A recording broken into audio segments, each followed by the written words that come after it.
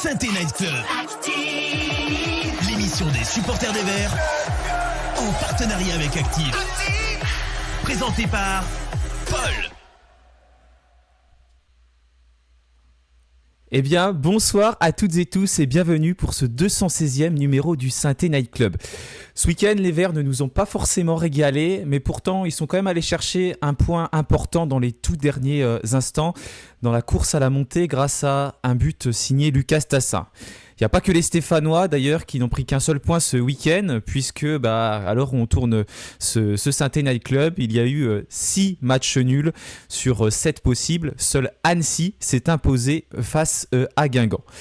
En tout cas, la conséquence de tout cela, c'est qu'à un mois et à 5 journées de la fin du championnat, rien n'est encore acté. Les Verts peuvent encore regarder devant, 3 et 4 points devant, mais doivent faire attention derrière tout de même, car Le Mans, le Red Star ou encore Reims ne lâchent rien. Aujourd'hui, on va revenir sur ce match face à Nancy. Déjà, je tenais à m'excuser parce que vous voyez, il n'y a pas d'éclairage. J'ai un petit problème avec ma lumière. Mais ceux qui vont nous éclairer par leurs avis, ils sont bien présents. Ce sont les chroniqueurs, avec tout d'abord Alex de Peuple Vert. Bonsoir Alex, comment vas-tu ? Salut Paul, ça va très bien. Salut Béranger. Voilà, prêt à débriefer ce match ou ce non-match. Je ne sais pas comment il faut l'appeler. Voilà. Bon, on va voir tout au long de ce Saint-Étienne Night Club comment on va l'appeler. Merci à tous ceux qui sont présents dans le chat. N'hésitez pas également à donner vos avis. Je vous salue toutes et tous. Merci à vous tous comme d'habitude pour votre fidélité. Et puis pour t'accompagner, Alex, on a Béranger. Salut Béranger, comment vas-tu de ton côté ? Salut Alex, salut Paul, écoute, tout va bien et je suis toujours invaincu dans le Saint-Étienne Night Club. Je tiens quand même à le préciser. Voilà.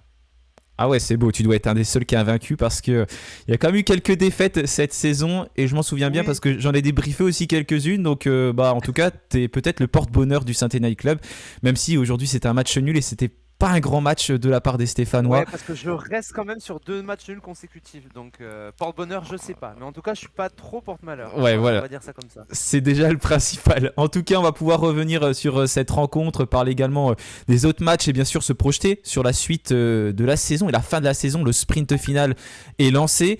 Il ne reste plus que 5 rencontres, donc seulement 15 points possibles. Et il va falloir tenir jusqu'au bout parce que pour le moment, nous sommes deuxième. Allez, je lance ce petit générique et puis on va tout de suite partir sur le débrief du match entre Nancy et Saint-Étienne qui s'est conclu sur le score de 1 but partout. Saint-Étienne Night Club, le débrief. Bon, on va faire un petit peu comme d'habitude. Vous voyez les statistiques s'afficher à l'écran. Je remercie Karl, comme d'habitude, pour les visuels et pour le programme de cette émission.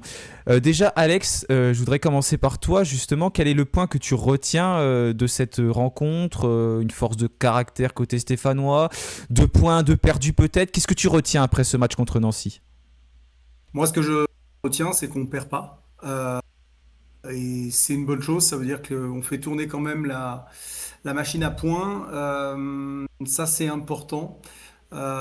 Ce que je retiens aussi, c'est qu'on rate des coches qui nous permettraient de nous rapprocher de 3, même si aujourd'hui, je pense que l'essentiel n'est pas tant de se rapprocher de 3 ou de les dépasser, mais surtout de s'extirper de ce troisième Le Mans qui pourrait arriver très fort derrière nous en cas de victoire ce soir. Donc voilà, ce que je retiens, c'est qu'on rate un petit peu des coches face à des équipes qui normalement sont à notre portée et qu'il ne faudrait pas qu'on s'en morde les doigts dans quelques semaines. Oui, parce que ça va aller bien évidemment très vite. Et là, on est actuellement aussi en train de suivre bien sûr ce match entre Le Mans et le Pau FC. Dernière journée, dernier match de cette 29e journée qui se dispute actuellement. Ça fait un quart d'heure. Et il y a toujours 0-0 entre les deux équipes. Et de ton côté, Béranger, qu'est-ce que tu retiens ? Tu es plutôt d'accord avec Alex ou tu as quand même une part de déception ? Non, franchement, je suis complètement d'accord. Comme je te disais en préambule avant de prendre l'antenne, c'est sûrement le match qui m'a le plus énervé. J'étais vraiment de mauvaise humeur devant mon écran. Mais finalement, quand tu prends un petit peu de recul, tu te dis que c'est un point qui va peut-être compter. C'est un point qui est miraculeux quand on aborde la 96e minute de jeu, qui au final, au vu du scénario, quand même est plutôt est vraiment mérité parce que on a quand même si on fait un mauvais match, on a quand même les occasions pour faire match nul, voire pour l'emporter.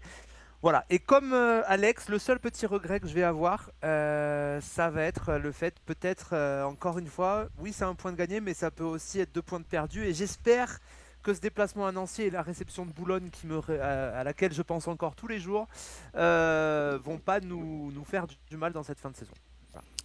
D'accord, très bien. Donc on va avoir l'occasion de revenir plus en détail sur la rencontre. Juste avant, je voulais saluer Colin qui va être présent pour le chat aujourd'hui et qui va donc relever vos messages. Salut Colin, comment vas-tu ? Bonsoir à tous, j'espère qu'on m'entend bien. Excusez-moi pour ce retard. T'inquiète, pas de souci, t'es là. T'es présent, c'est l'essentiel et on n'a pas encore parlé avec le chat, donc tu vas pouvoir prendre la main là-dessus et nous faire remonter les messages. Donc on va continuer, on va reparler de la composition stéphanoise parce qu'on s'est un peu habitué à ce nouveau système maintenant. C'était la 2e fois consécutive que Montagnier le mettait en place. Un système en 3-4-3, exactement la même compo que contre Nancy, avec notamment la titularisation de Brice Maubleu. Qu'est-ce que tu en penses, Béranger ? En tout cas, qu'est-ce que tu en as pensé déjà avant le match en voyant cette composition de nouveaux Maubleu titulaires, ce système avec des pistons. Est-ce que tu étais content de revoir ce système qui avait très bien fonctionné face à Annecy ? Oui, bah, quand je vois la compo samedi à 19h, il faudrait.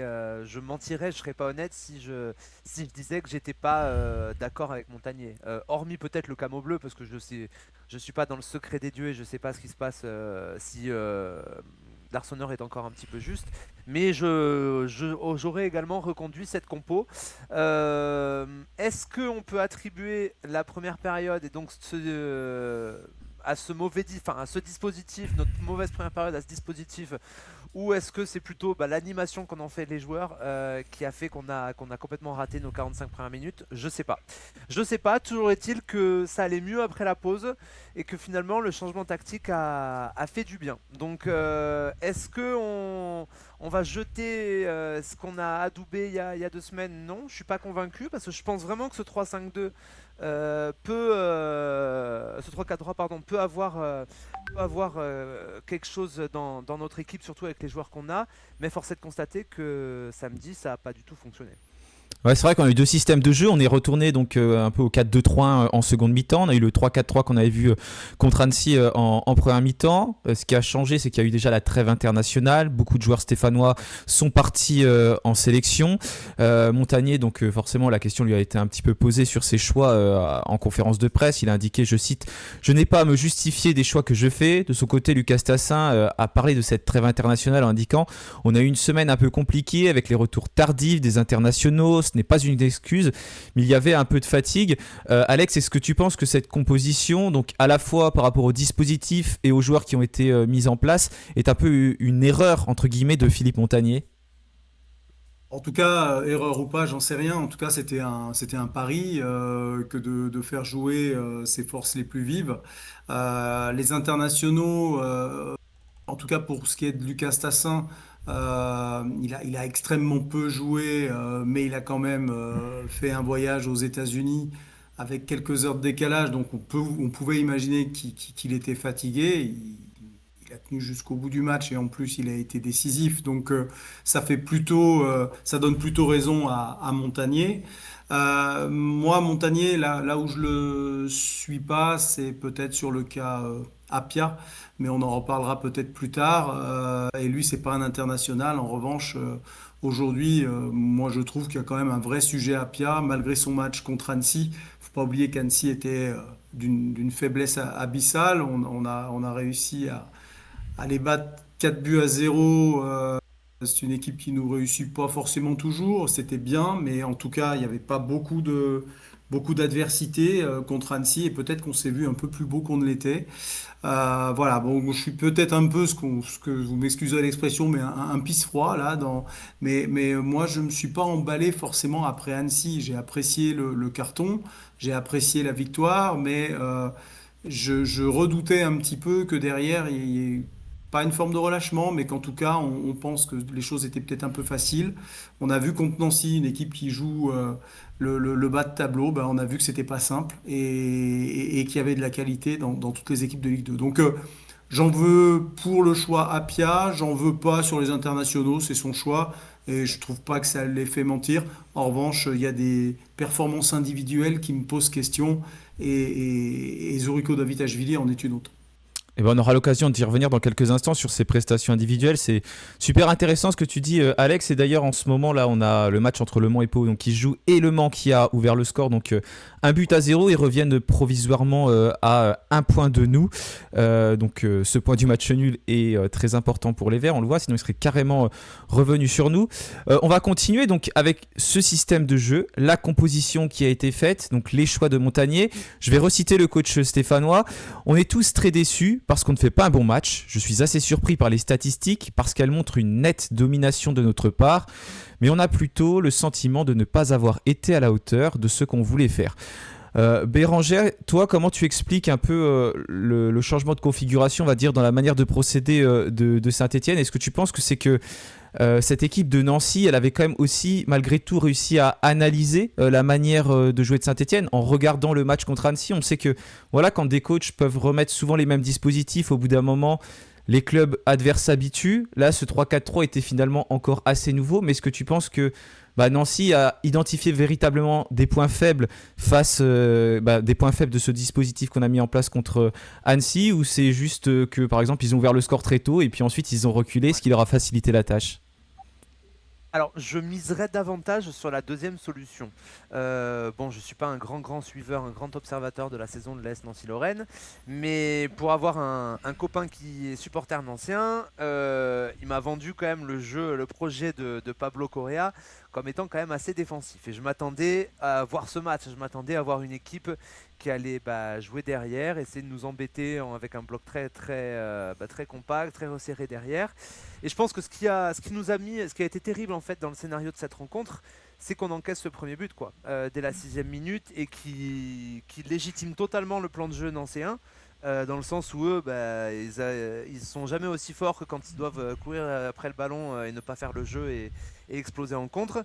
Et nous, à l'inverse, je pense que on s'est fait piéger d'entrée de jeu, et puis tu essayes de revenir, t'essayes, mais bon, tu te heurtes à un bloc qui est affreusement compliqué à détourner. Et puis, on n'a pas trouvé les solutions, tout simplement. Donc, mais je pense davantage que ça peut être lié au système, on va dire, nancéen, au fait que il savait ce qu'il voulait faire, il voulait pas prendre de but avant tout, qu'autre chose. Je pense pas que l'AS Nancy-Lorraine ait fait le match qu'il fallait pour nous contrer vraiment par rapport à nos dispositifs tactiques. Je pense surtout que c'est le scénar qui a fait en sorte qu'ils se sont retrouvés dans un plan de jeu idéal pour eux. Et nous, au contraire, c'est une situation qui a été beaucoup plus compliquée à jouer pour nous à partir du moment où on a été mené. Ouais, et c'est peut-être finalement une des premières mi-temps les plus compliquées sous l'ère Philippe Montagnier. En tout cas, on a encaissé un but très tôt dans le match, comme on l'a dit tout de suite là, et ça n'était pas arrivé de mémoire avec le nouveau coach des Verts. Est-ce que tu penses, Alex, que ça a quand même changé vraiment la configuration de cette rencontre, le fait d'encaisser ce but très tôt, où on n'y était plus finalement habitué? Ouais, non, clairement, c'est ce que dit Béranger, c'est-à-dire que c'est une équipe qui joue sur une grosse base défensive avec beaucoup d'explosions devant, notamment avec F. Daouche, mais Abdelli aussi. C'est des joueurs qui vont extrêmement vite et qui nous ont fait extrêmement mal, notamment F. Daouche. Donc, on pouvait s'attendre en effet à ce que si on prenait un but, on ait droit à ce scénario de match-là.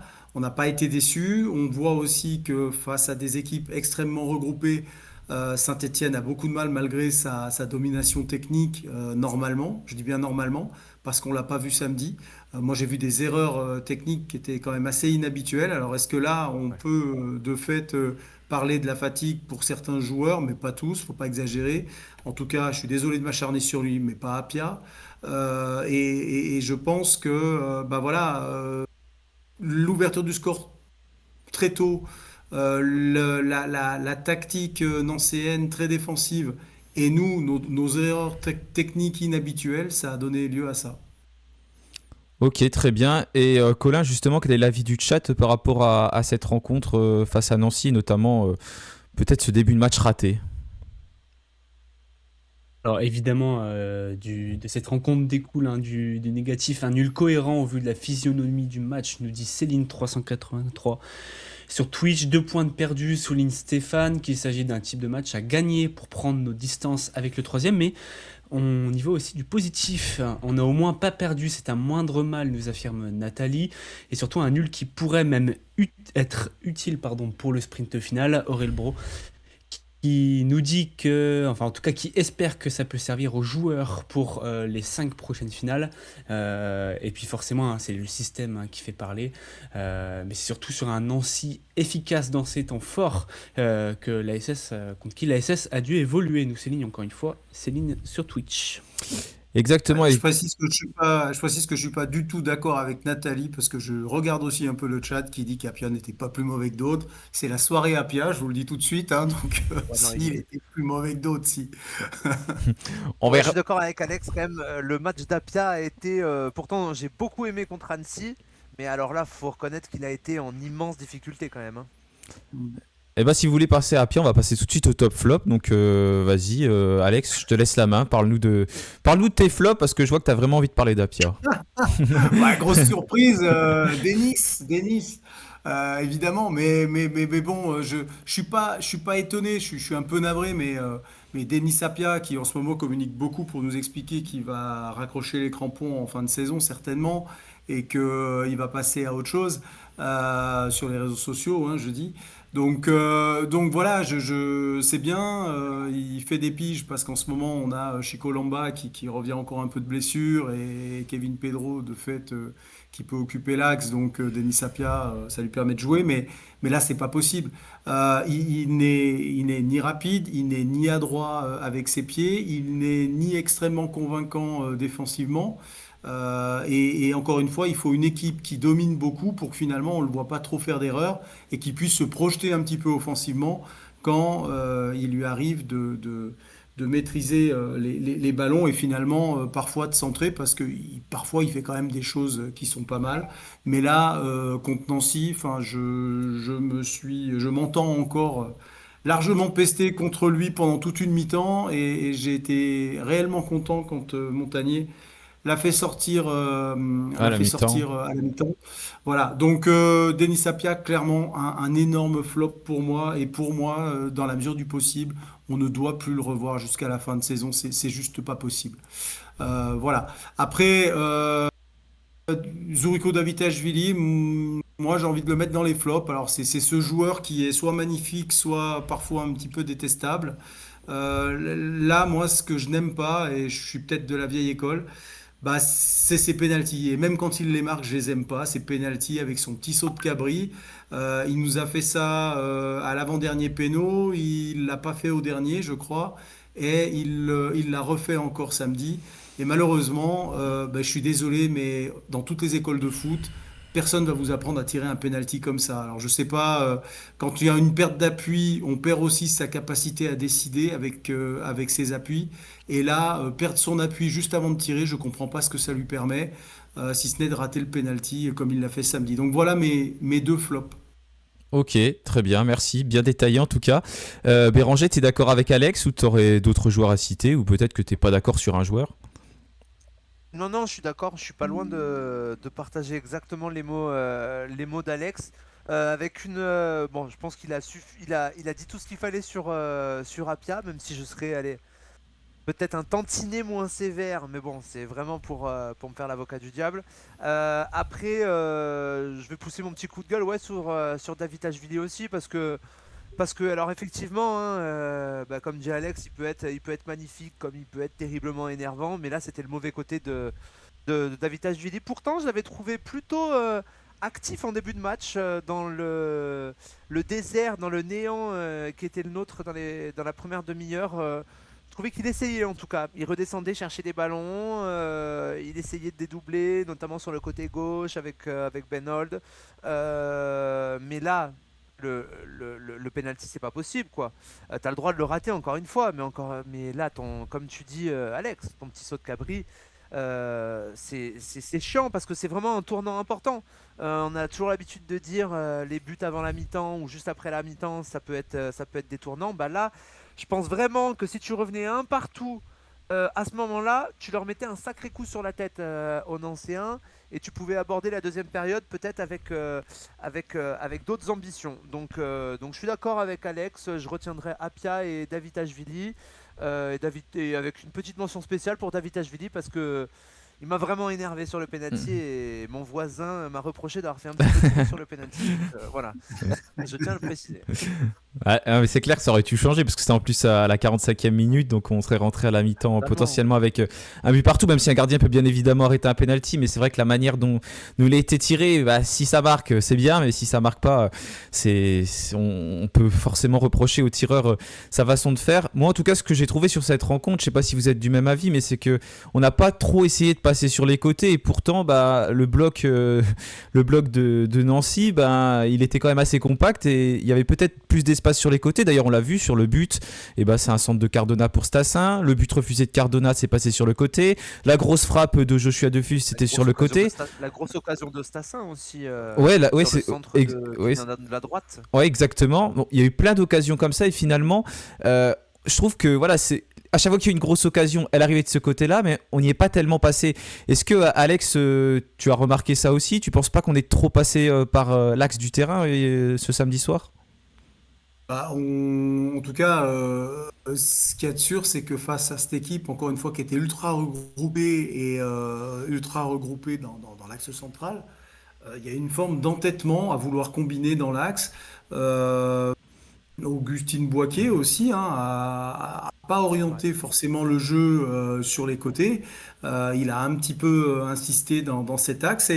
Et là encore, je vais peut-être être un peu sévère, mais Augustine Boisquier, qui a vraiment de la qualité, hein, et qui est extrêmement clairvoyant quand il joue, enfin voilà, c'est vraiment un plus dans cette équipe.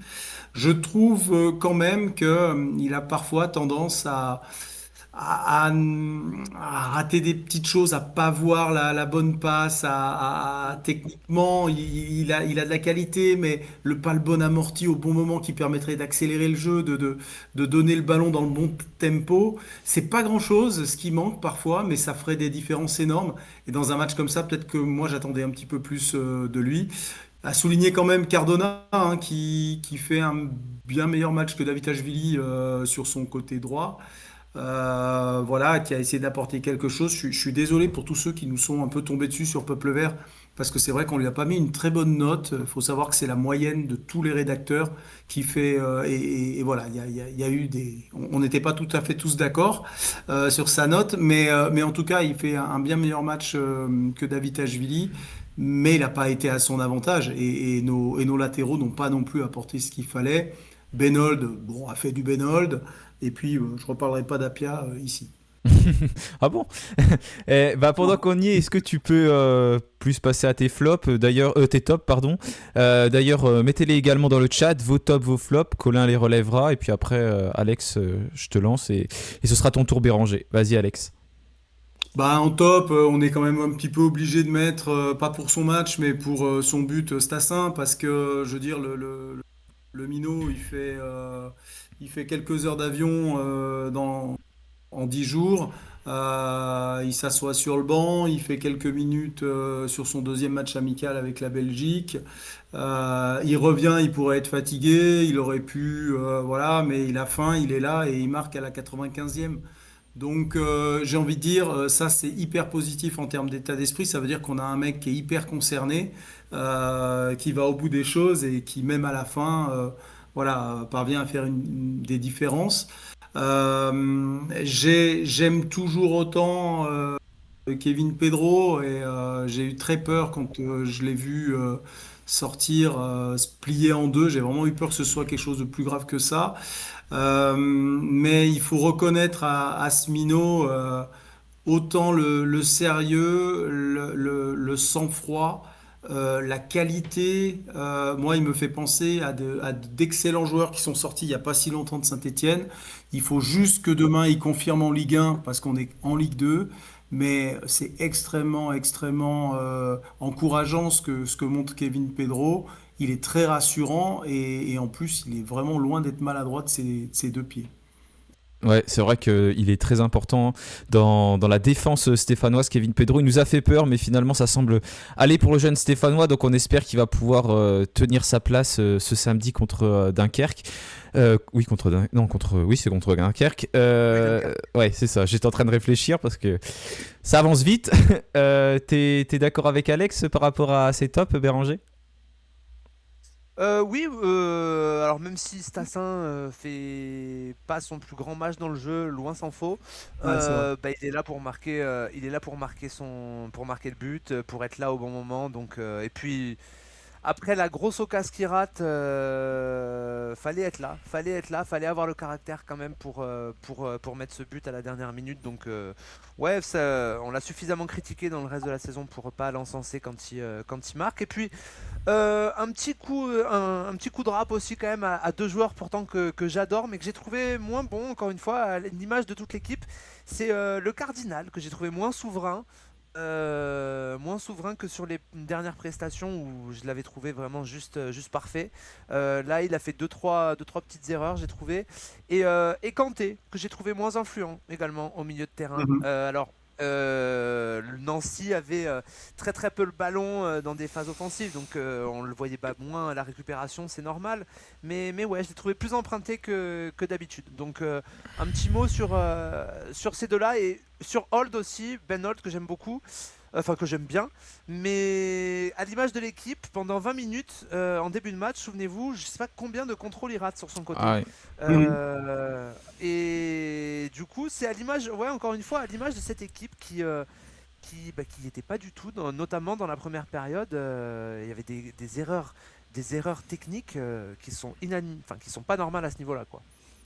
Ouais, c'est vrai que sur la qualité technique, c'était très très faible en première mi-temps, notamment même en deuxième, mais en première où il y avait énormément de passes qui semblaient pourtant simples, mais ratées. D'ailleurs, je vois que c'est nommé dans le chat là, juste avant de lancer Colin. Il y a une autre mauvaise nouvelle, c'est que Le Mans a marqué un second but. Oui. C'est un penalty face au Pau FC, donc 2 buts à 0 pour Le Mans. C'est pas encore la mi-temps, mais on est dans le temps additionnel.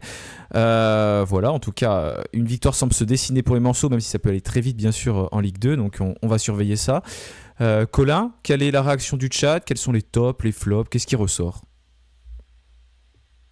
Écoute, le gros flop, c'est David Ashvili. En tout cas, c'est pas moi qui le dis, c'est l'Oblaise, hein. Et même majoritairement le chat ce soir. Ludovic qui nous dit qu'il faut même mettre David Ashvili sur le banc et faire jouer Anan latéral et Hold ailier gauche en 4-3-3. Patrice sur Twitch qui le trouve même, je cite, absolument insupportable. Le Cardinal également, comme tu le soulignais, Béranger, qui est placé parmi les flops de ce match. Aucun duel gagné et en plus, il a le melon de critiquer l'équipe, nous relève Fan Synthé 42. Mais aussi Montagnier dans le choix de ses hommes. Blaise, encore une fois, avec qui nous dit que l'entraîneur aurait dû faire tourner devant. Il y a du négatif, mais aussi du positif. Daleb qui place en top l'abnégation et le fait de n'avoir rien lâché, la bonne réaction pour Nathalie, François qui a bien aimé la prestation de Cardona et l'entrée de Mouefek. Et d'ailleurs, le premier est homme du match, hein, nous indique François sur YouTube, donc Cardona. Et concernant le second, Mouefek, notre cowboy Joss Randall l'a trouvé bien trop faible. Et ben justement, voilà, la transition elle est parfaite. Justement, je voulais vous lancer sur notamment les entrants parce qu'on en a parlé tout à l'heure. Il y a eu un changement de système de jeu à la mi-temps. Ça a impliqué des changements avec notamment Mouefek qui est rentré en jeu donc à la place de Denis Sapia pour avoir un milieu de terrain supplémentaire. On a eu Chico Lamba également donc qui est entré en défense centrale. Qu'est-ce que vous avez pensé de l'entrée de ces deux joueurs, donc Mouefek et Lamba? Alex, est-ce que tu as été plutôt satisfait, notamment de revoir Lamba? Qu'est-ce que tu as pensé de la prestation de Mouefek au milieu de terrain? Parce qu'il a perdu beaucoup de temps de jeu ces dernières semaines. Est-ce que pour toi, il a un peu retrouvé sa place ou pas du tout? Non, retrouver sa place, non. C'est devenu dans l'esprit de Philippe Montagnier un joueur de rotation, a priori. Et je ne le vois pas, mais il me fera peut-être mentir samedi, mais commencer un match pour le moment. J'ai l'impression qu'il est très satisfait par la paire Kanté-Boakier.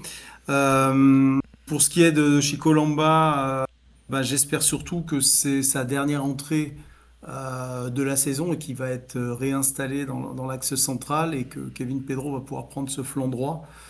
Ça voudra dire qu'on a une défense très très compétitive pour finir la saison et clairement qu'on doit pouvoir être relativement tranquille pour ces 5 dernières rencontres et notamment celle face à 3, mais toutes, puisque toutes vont compter et toutes auront 3 points au bout. Voilà, donc les entrées étaient intéressantes. Moi, j'ai aussi envie de parler de l'entrée de Miladinovic, qui n'était pas inintéressante. Il a apporté de la vivacité, ses appuis bas. Moi, j'aime assez ces joueurs avec des appuis assez bas, qui savent changer de direction rapidement. Il apporte quelque chose. C'est toujours très faible quand même, enfin trop faible techniquement parfois. C'est toujours un peu brouillon où il manque parfois le dernier geste. Mais voilà, son entrée était pas mauvaise euh, en deuxième mi-temps et a apporté un petit plus. Ok, très bien. Et Béranger, de ton côté, tu rejoins un peu Alex sur son avis par rapport aux joueurs qui sont entrés en jeu? Oui, oui, oui, j'ai bien aimé l'entrée de Lamba.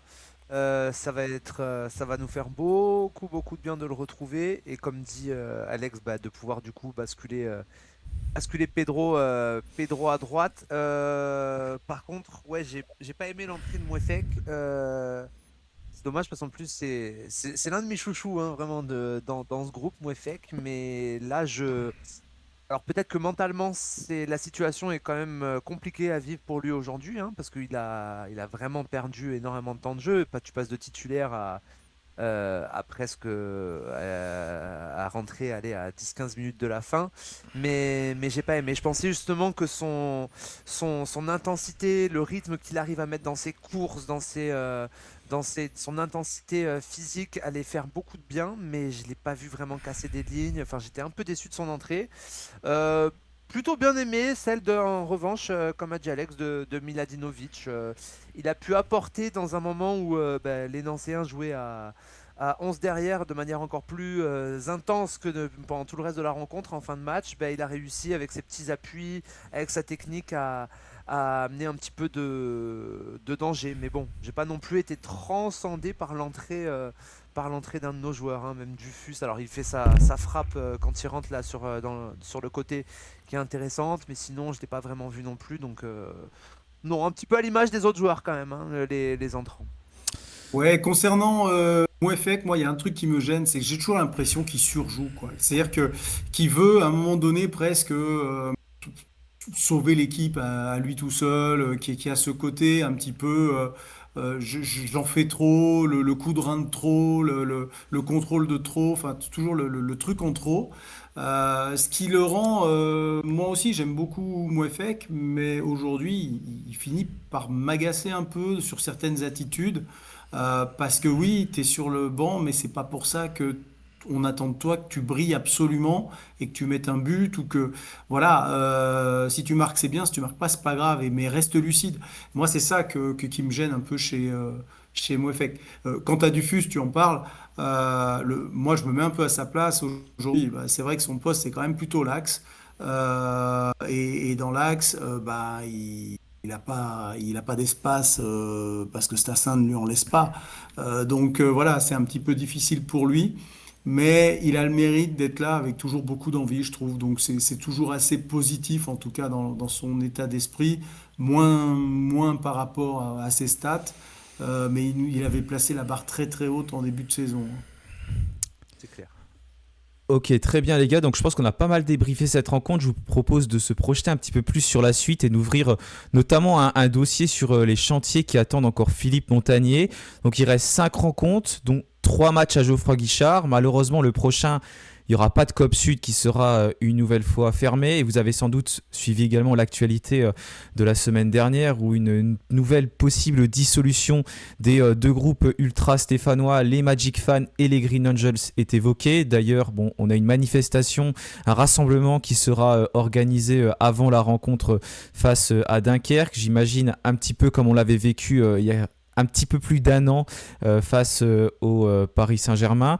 Donc ça, c'est une des grosses actualités quand même aussi de cette fin de saison, parce qu'on connaît l'importance bien évidemment des supporters, des groupes de l'AS Saint-Etienne pour mettre l'ambiance dans le chaudron, et puis voilà, pour faire en sorte que Geoffroy Guichard soit un lieu vraiment à part, et ça, ils y contribuent, en tout cas, c'est indéniable. Donc il y aura quand même une tribune d'ouverte face à Dunkerque, et ça va faire du bruit. C'était déjà le cas contre Annecy. Mais voilà, ça suffit pas. Il faut aussi avoir une tactique bien évidemment bien rodée, bien en place. Je voudrais quand même qu'on revienne un peu sur le système de jeu, parce qu'il reste donc 5 rencontres. On a vu le 3-4-3, le 4-3-3. Maintenant, il faut trouver quelque chose qui fonctionne tout de suite, qui permette de prendre des points, parce qu'il ne faut plus en laisser en cours de route. Là, on le voit encore avec Le Mans qui est en train de revenir et de gagner donc face à Pau. Il faut absolument plus se rater. Béranger, qu'est-ce que tu en penses, toi? Est-ce que selon toi, il faut commencer le prochain match avec un 4-3-3, donc celui qu'on a vu en seconde mi-temps, ou redémarrer avec un 3-4-3 comme on l'a vu en début de match contre Nancy? Je vais être très honnête avec toi, je connais pas suffisamment l'équipe de Dunkerque, on va dire, pour savoir en plus si par rapport à l'adversaire, quel dispositif serait le plus efficace, on va dire. Mais au-delà du dispositif de 4-3-3 ou de 3-4-3, ce que je veux vraiment, c'est qu'en tout cas, et je pense qu'à Geoffroy Guichard, les mecs auront pas le choix. Il va falloir mettre cette intensité, quoi, qui nous a cruellement manqué en première période face à Nancy. On ne peut pas se permettre de jouer à 2 à l'heure, surtout face à une équipe comme Dunkerque, qui, même si elle est en difficulté, ça reste quand même une belle équipe de ce championnat. Tu peux pas te contenter de jouer à 2 à l'heure comme on l'a fait pendant 85 minutes, on va dire, à Nancy. Donc voilà. Est-ce que ce sera 3-4-3? Est-ce que ce sera 4-3-3? Est-ce que ce sera avec Mot Bleu? Est-ce que ce sera avec l'Arseneur? J'en sais rien. Mais ce que je veux, en tout cas, c'est que les mecs mettent de l'intensité et qu'on gagne les duels, alors qu'on les a tous perdus en début de match, pareil, en première période face à Nancy. Voilà, déjà, parce que ça fait depuis le début de saison que chaque fois que ça va pas, ils nous disent Ah, on n'était pas peut-être pas à 100%, on s'est vu trop beau, on n'était pas assez dans l'intensité, dans l'engagement, etc. Voilà, là déjà, soyez au combat, c'est bête à dire, mais bon, à partir du moment où tu vas au combat, où tu mets l'intensité qu'il faut, avec la qualité que tu as sur le terrain et l'écart que tu as sur les autres équipes, ça ira. Mais il faut déjà mettre les ingrédients qui sont la base, quoi, et qu'on n'a pas vu à Nancy. Ouais, Alex, toi, t'es d'accord? T'es plutôt sur cet aspect du combat, de l'intensité qu'il faut mettre, ou tu penses quand même que le dispositif, il est très important, et tu serais plus pour un 4-3-3 ou un 3-4-3? Tu penses que Philippe Montagnier va choisir quoi? Euh, Et disons que enfin, le système, bien sûr qu'il est important. Il est important pour le coach. Je pense qu'il a bien lu aussi ce que Dunkerque proposait. Dunkerque qui va pas venir la fleur au fusil. Pour la petite anecdote, c'est la seule équipe qui pourrait encore laisser prendre 6 points à Saint-Étienne, puisqu'ils avaient gagné à l'aller et que Saint-Étienne n'a C'est jamais vrai. perdu tous ses points contre les autres équipes contre qui il jouait. Donc, il y a ce petit challenge aussi pour Dunkerque, hein, que de finir la saison en ayant pris 6 points à Saint-Étienne. Le système, il va beaucoup dépendre aussi peut-être de la défense qu'il va vouloir installer. Est-ce qu'il va vouloir installer Chico Lamba, le Cardinal et Nadé? Nadé, j'espère d'ailleurs qu'il a récupéré, mais je crois que c'était un petit bobo. Voilà, ou est-ce qu'il va vouloir installer une défense à 4, et dans ce cas-là, voilà, il va peut-être être guidé aussi par ses forces vives et par les joueurs disponibles. Donc voilà, j'ai envie de dire, c'est pas le plus important, c'est ce que disait Béranger. Le plus important, c'est qu'en effet, euh, on ne- ce serait dommage de se saborder à 5 journées de la fin en n'y mettant pas les bons ingrédients. Parce qu'on ne peut pas ne pas être motivé par l'objectif monté qui est à 5 journées. Et dans 5 journées, il y a un espoir de revoir la Ligue 1 à Saint-Étienne. Je peux comprendre parfois qu'on soit un petit peu démotivé en début de saison, parce qu'on sait qu'on a toute une saison en Ligue 2 et que ça enchante pas certains joueurs. À 5 journées de la fin, avec un chaudron qui sera de toute manière bruyant, même avec un copain moins, on ne peut pas ne pas être bon dans l'état d'esprit. C'est impossible. Voilà. Donc, j'espère qu'on sera au rendez-vous dans l'état d'esprit. Après, tactiquement, c'est le travail de Philippe Montagnier. Il est bien payé pour ça. Donc, voilà. Ouais, tout à fait. C'est sûr, c'est très difficile de se prononcer sur la tactique, mais on peut quand même aussi réfléchir aux joueurs qui peuvent être alignés. Il y a notamment, entre guillemets, un petit peu un duel entre deux joueurs en ce moment. Au poste de gardien de but, donc l'Arseneur était titulaire indiscutable en début de saison. D'ailleurs, j'attends votre avis dans le chat également pour avoir votre avis si vous préférez voir Brice Maubleu ou l'Arseneur sur le prochain match. Et puis, avec la blessure de l'Arseneur, Brice Maubleu a disputé les 3 dernières rencontres. Il n'a pris qu'un seul but. C'était donc ce week-end contre Nancy. Et très sincèrement, je ne pense pas qu'il puisse grand-chose pour le coup sur ce but-là. Je pense qu'on était nombreux aussi à avoir un petit peu peur quand Brice Maubleu a pris sa place dans les buts, parce qu'on n'avait pas forcément de bons souvenirs, notamment l'année dernière. Je me souviens le match de Coupe de France contre Marseille. Là, je pense qu'il a bien assuré, en tout cas, sur ces 3 rencontres. Béranger, je sais que tu savais pas trop comment choisir, mais par rapport à ce que tu as vu, est-ce que tu penses que ce serait logique au final de reconduire Brice Maubleu, ou faut impérativement réinstaller Gauthier Larseneur, parce que c'est lui normalement le gardien numéro 1 de Saint-Etienne? Il y a 2 mois, 3 mois, on aurait été dans la même situation. Peut-être que j'aurais été tenté de reconduire Maubleu. Parce que l'Arseneur n'était pas dans une super période à ce moment-là. On entendait aussi, enfin, même si ça ne devait pas être évident pour lui, même au niveau avec son rôle de capitaine, l'équipe tournait pas. Il y avait des choses qui se disaient sur certains trucs extra-sportifs, tout ça. Le fait que parfois une partie des mecs pouvaient manquer de sérieux à certains moments. Donc là, à ce moment-là, peut-être que j'aurais été tenté de remettre Maubleu. Surtout que l'intérim a été plutôt convaincant. J'ai plutôt bien aimé ce qu'il a fait. Il a été très sobre, efficace. C'est bien ce qu'a fait Maubleu. Mais là, l'Arseneur revenait bien avant sa blessure. Ça reste quand même ton capitaine. Je trouverais ça bizarre qu'on le remette pas. Voilà. Après, je serais pas non plus ultra choqué par cette décision.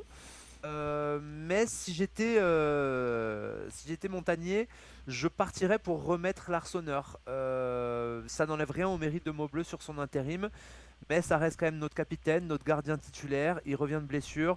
Il était performant avant de se blesser. Pour moi, la logique voudrait qu'on le remette. Voilà. Ok, très bien. Ouais. Et c'est toujours compliqué ce poste de gardien, parce que quand un gardien performe, c'est difficile aussi de l'enlever, même si au final Maubleu n'a Bien pas sûr. fait non plus des dizaines d'arrêts sur ces 3 rencontres, mais en même temps, si la défense fonctionne, Grenoble. ouais, si contre Grenoble, ouais, effectivement, il était décisif vraiment pour son premier match, pour conserver le point du match nul. Alex, t'es plutôt d'accord avec Béranger? Tu verrais donc l'Arseneur retrouver sa place de titulaire, ou finalement, Maubleu, c'est pas si mal que ça et il est bien parti, donc autant le continuer avec? Écoute, Paul, je ne sais pas si tu te rappelles, on a eu une petite discussion dans la rédaction de Peuple Vert, et moi, je prétendais que si l'Arseneur était dans le groupe samedi dernier, il serait titulaire. J'en étais persuadé, parce que pour moi, quand on a un numéro 1 et un numéro 2, dès l'instant où le numéro 1 peut s'asseoir sur le banc, c'est qu'il est valide. On ne prend pas de risque avec ça. Et s'il est valide, il est numéro 1, il n'est pas numéro 2.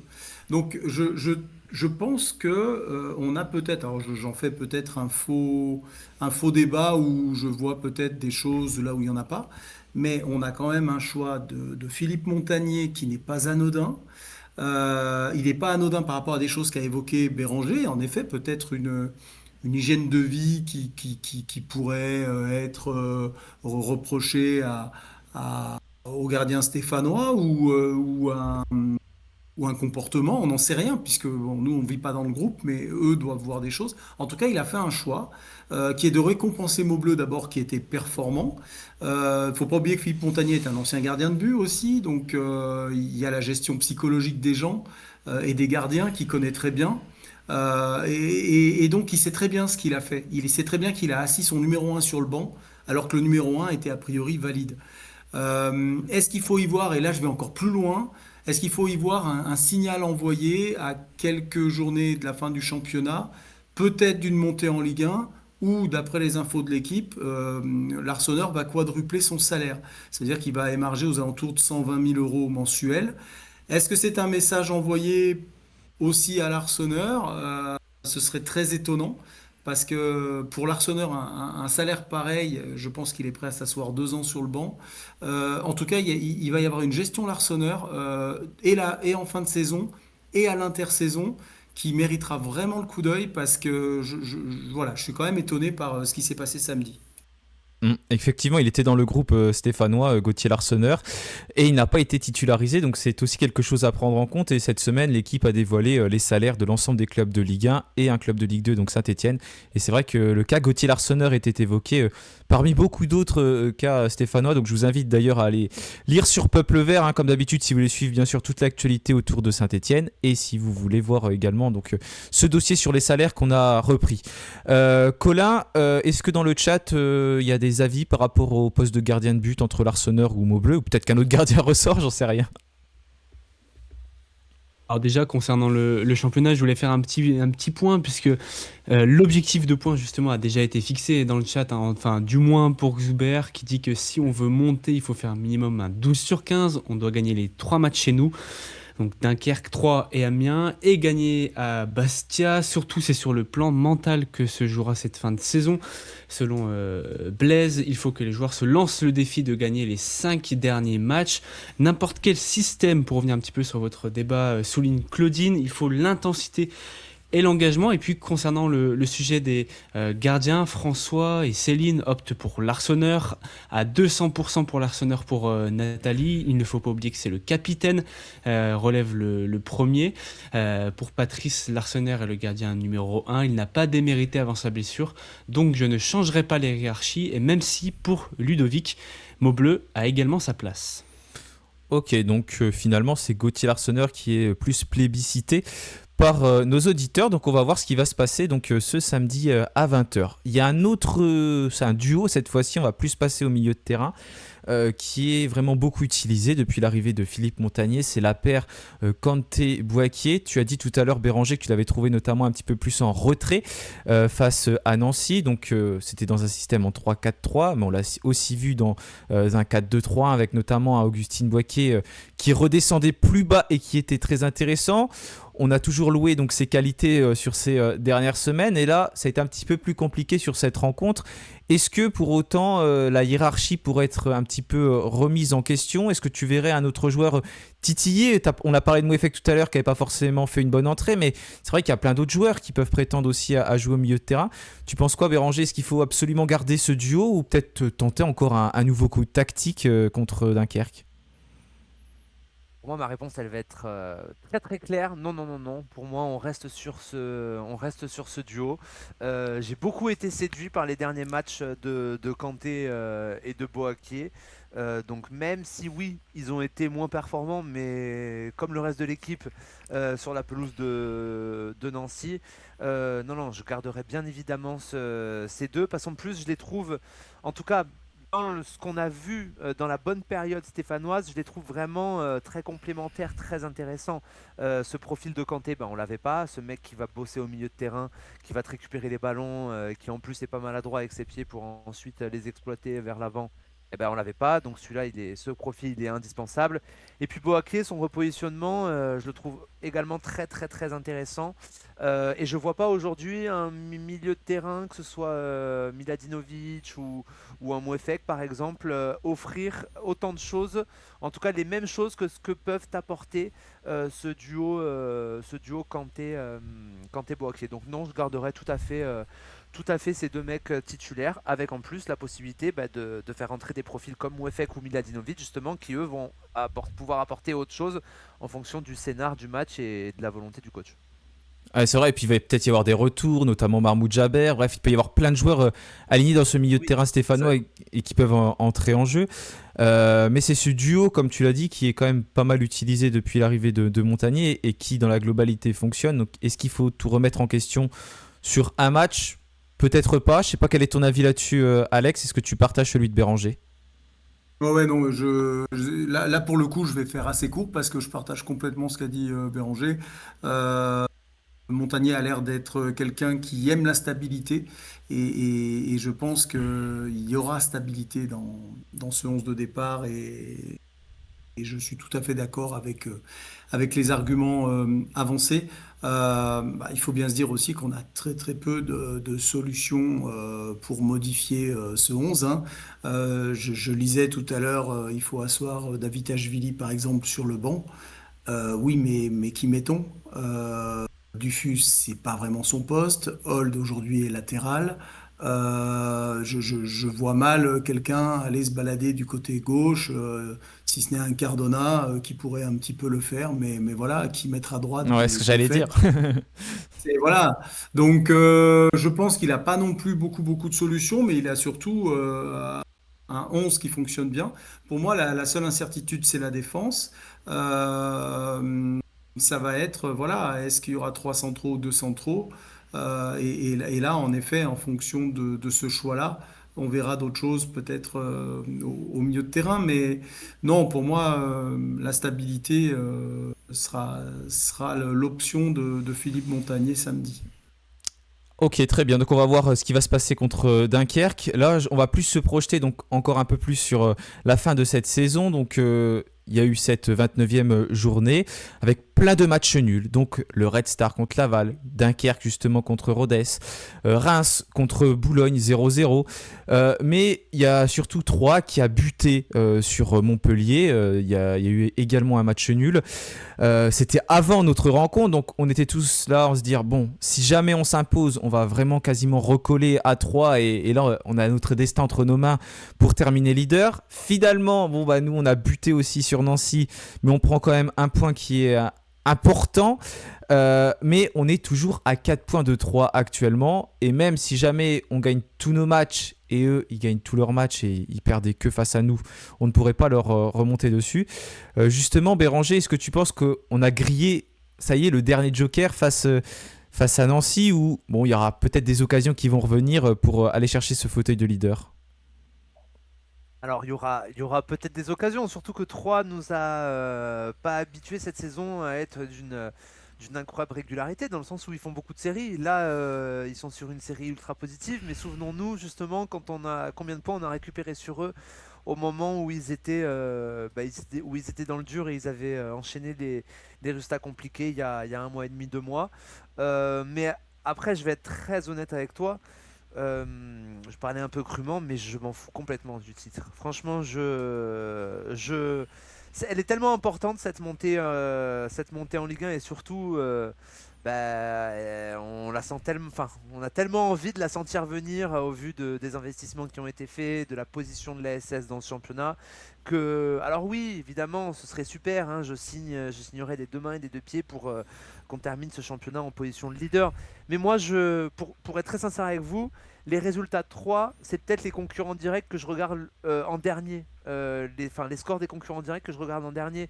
Je suis beaucoup plus obnubilé par la victoire du Mans 2-0 ce soir face à Pau, ou par les résultats de Reims, du Red Star. Quand j'ai vu que le Reims et le Red Star n'avaient pas gagné, j'étais soulagé. Voilà, j'ai tendance à vraiment plutôt regarder derrière que devant, parce qu'on a une priorité cette saison, c'est la montée. Le titre, ce sera la cerise sur le gâteau, s'il doit arriver. Bah justement, tu me permets de faire une transition parfaite parce que je voulais plus poser la question Alex dans l'autre sens parce que tu as parlé donc du Mans là qui revient donc à un point provisoire de nous. Derrière, on a quand même une petite marge d'avance sur le Red Star 4e donc avec 48 points, on en a 54. Reims qui est 5e avec 47 et la première équipe qui n'est pas dans ces playoffs, c'est Rodez avec 45 points. Aujourd'hui, Alex, est-ce que tu as finalement peur? On parle beaucoup de ce podium, de cette montée directe. On y croit tous. Est-ce que tu as peur qu'on retourne un peu dans cette phase de playoff? Parce que finalement, c'est un véritable bourbier derrière. Il faut jouer, si tu es quatrième, il faut jouer encore 3 matchs pour potentiellement monter. Donc, c'est assez énorme. Ouais, c'est un vrai scénario possible. En tout cas, il faut pas imaginer, encore une fois, se voir trop beau que ce qu'on est réellement. Moi, je suis un peu comme Béranger. J'aime bien regarder aussi ce qui se passe derrière, même si c'est en regardant devant souvent qu'on perd pas le fil et que les choses parfois nous évitent de trembler dans les dernières journées.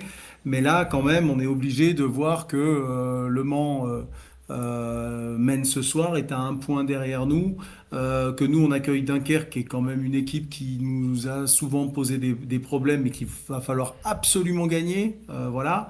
Ensuite, on va à Bastia, ben, en Corse, on sait que ça reste la Corse, ils sont pas dans leur plus grande série non plus, mais voilà, on reçoit 3, on a tous compris quel était l'enjeu. Et puis on va à Rodez, juste pour dire, Rodez qui va jouer sa place en play-off très certainement. Et alors pour le coup, le seul avantage que j'y vois, c'est que là, Rodez est une équipe qui va ouvrir le jeu. On aime assez bien ça, nous. Donc voilà, c'est le seul avantage que j'y vois.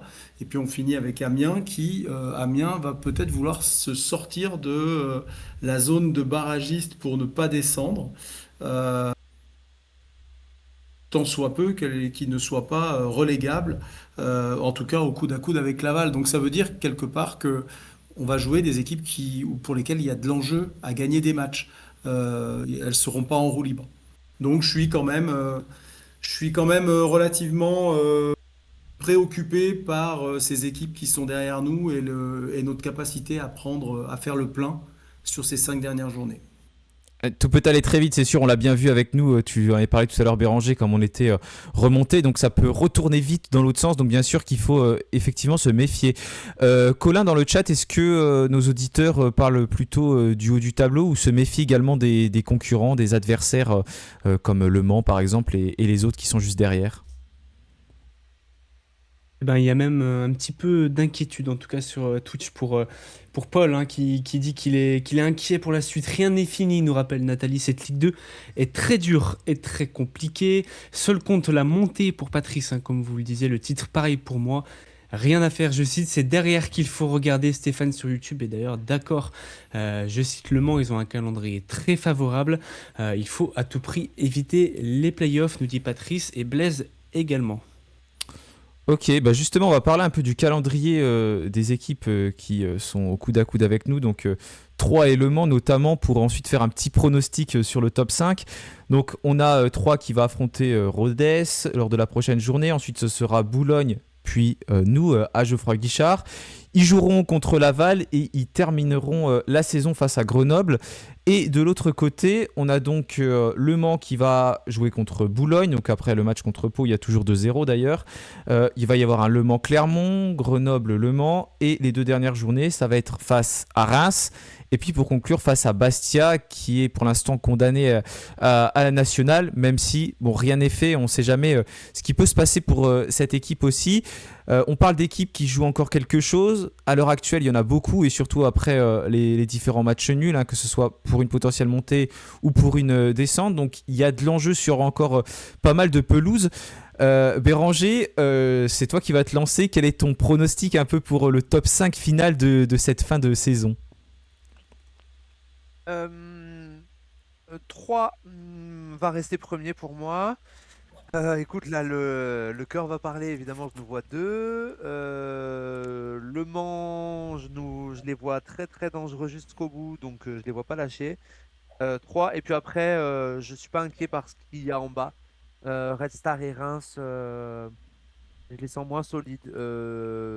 Donc attention à Montpellier, qui peut peut-être peut-être se refaire. Allez, je vais prendre des risques et je vais dire, pour les positions de 4 et 5, je vais dire Montpellier et Reims. Allez, je vais enlever le Red Star du top 5.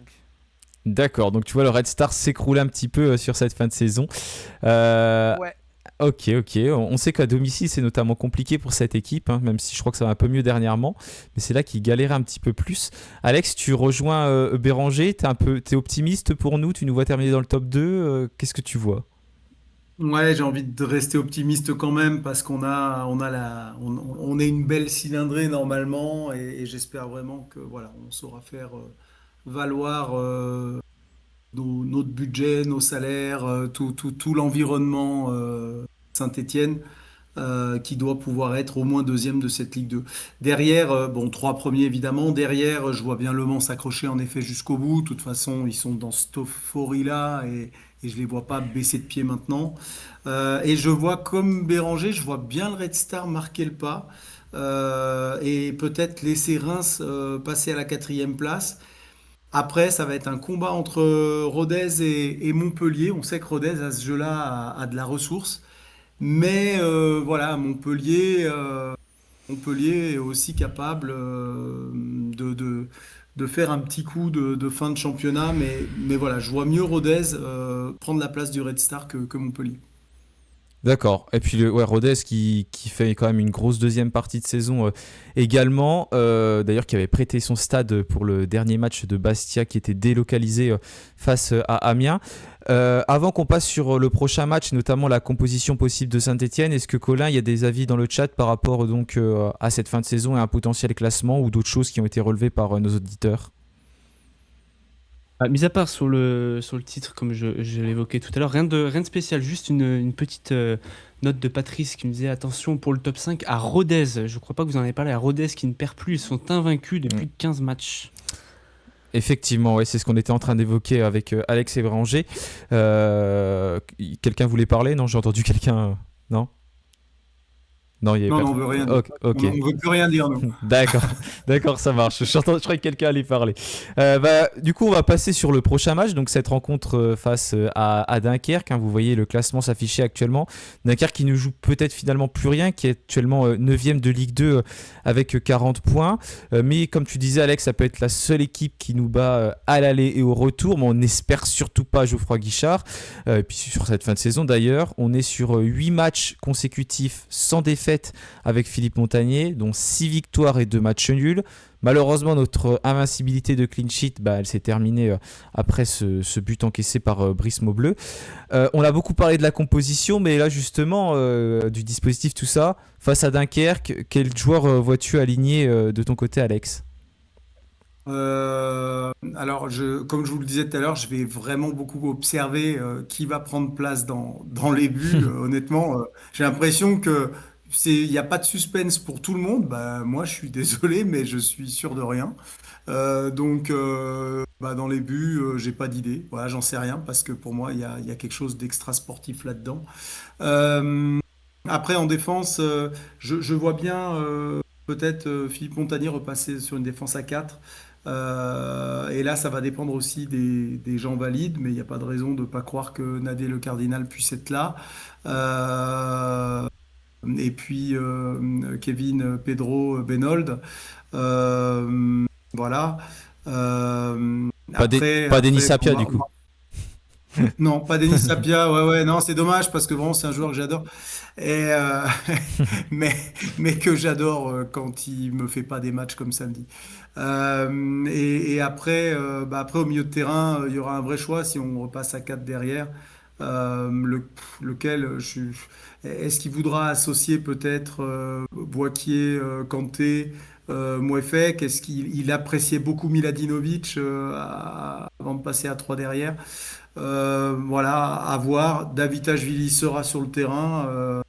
Il n'y aura pas de sanctions pour lui, à mon avis. Peut-être des discussions pendant la semaine. Cardona, Stassin, ça devrait rester extrêmement stable devant. Ouais, donc une composition assez, j'ai envie de dire, assez logique par rapport à ce qu'on voit d'habitude, parce qu'on n'est pas non plus habitué à énormément de changements. Quand on regarde les 11 de départ, il y a quand même beaucoup de joueurs qui débutent assez souvent, notamment les internationaux, et qui ont d'ailleurs redébuté après être partis un petit peu partout, parce qu'on a parlé tout à l'heure, mais que ce soit Cardona, Stassin, Davitashvili, même Kanté et puis Benold ont été sélectionnés et ont pour autant débuté lors du dernier match. Tu rejoins Alex, Béranger, ou tu vois des changements tu vois dans le système de jeu, dans tout? Ah non, je vais pas être long du tout puisque je change rien. Je change rien à ce qui s'est passé. Enfin, à ce que aux dernières compos. Alors, il y aurait cette tentation peut-être de repasser, de repasser à 4. Moi aussi, ça peut me. Enfin, j'y vois pas forcément d'inconvénient, mais j'ai envie de revoir quand même ce dispositif, surtout que si défensivement on peut réaligner nos trois mecs en défense centrale avec du coup Hold et Pedro sur les côtés. J'ai envie de le voir ce dispositif. Voilà, je resterai vraiment sur la même équipe que celle qui s'est imposée face à Annecy, à la seule différence que moi, j'irai remettre un Larsonneur. Mais encore une fois, comme je dis tout à l'heure, par rapport vraiment au fait que c'est notre capitaine, on va dire, enfin que ça a été notre capitaine tout au long de la saison et que je me dis qu'il faut le remettre maintenant qu'il est revenu à 100%. Mais j'entends tout à fait ce que dit Alex et je suis pas convaincu que ce sera le choix de Montagnier et je suis vraiment impatient de voir ça. Parce que ce que dit Alex, c'est pas bête du tout et j'ai vraiment envie de voir si son interprétation est la bonne. D'accord, bah je pense que la question va être encore posée à Montagnier pendant la conférence de presse et qu'ensuite on aura la réponse samedi à 19h précise au moment de la composition. Alors, le seul moyen de ne pas poser la question à Montagnier jeudi pour les confs de presse, c'est que ce soit l'Arseneur qui soit invité à s'exprimer. Bon, voilà. Je ne sais pas s'ils feront ça, mais si c'est l'Arseneur, c'est qu'il sera titulaire. Oui, c'est vrai, Ouais, c'est exactement. souvent comme ça. On va voir donc comment ça va se passer. Le dernier, c'était Denis Sapia, je crois, qui était présent la semaine dernière devant les médias. On arrive à la toute fin, donc le traditionnel jeu des pronostics, vous le savez, vous me dites le score et les buteurs côté stéphanois si vous en voyez. Béranger, quel est ton prono pour ce match ? 2-0, Stassin, Davitashvili. Ok, donc un clean sheet pour les Verts, retour de Davitashvili de Davitashvili buteur après son mauvais match. Bon, ça me va. Alex ? 3-0. Tassin, oui. Cardo, j'aimerais bien qu'il marque. C'est plutôt une envie qu'il marque. Et puis Boaké. Ok, donc encore plus optimiste. Moi, c'est 2-0 avec Stassin et puis Dufus qui remarque après être rentré en jeu. Donc pour l'instant, que des clean sheets. Et de ton côté, Colin ? Écoute, pourquoi pas un petit but de Stassin et un retour en force de notre Zurigo Davitashvili pour une petite victoire 2-0. Ok, donc dans l'ensemble, on est plutôt optimiste. Donc on espère que ça ne va pas nous porter préjudice et que ça va bien se passer. En tout cas, comme d'habitude, merci à vous tous d'avoir suivi cette émission. Vous le savez, la semaine est chargée sur Peuple Vert. Il y aura pas mal d'autres émissions avec l'avant-match notamment. Ensuite, la nouvelle émission qui existe maintenant depuis plusieurs semaines, Jeux Synthé Match, et qui est super à écouter. Donc, juste après la rencontre entre Saint-Etienne et Dunkerque, je vous invite à venir en direct. Et puis après, la chronique de Joss Randall. Et on repartira sur une nouvelle semaine, à nouveau SNC. Et puis, on ira petit à petit comme ça jusqu'à la fin de la saison. En tout cas, merci à vous tous, merci à Alex, Béranger et puis à Colin et puis à très vite et puis bien évidemment allez les Verts. Allez, salut à tous. Salut à tous. Bonne semaine.